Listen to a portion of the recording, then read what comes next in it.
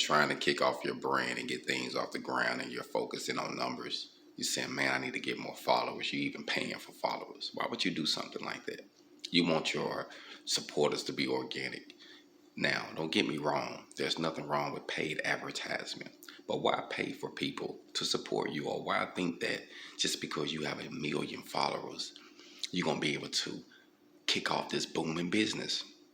We're going to have to check out the article and remember the lady who has over 2 million followers and couldn't sell 36 t-shirts.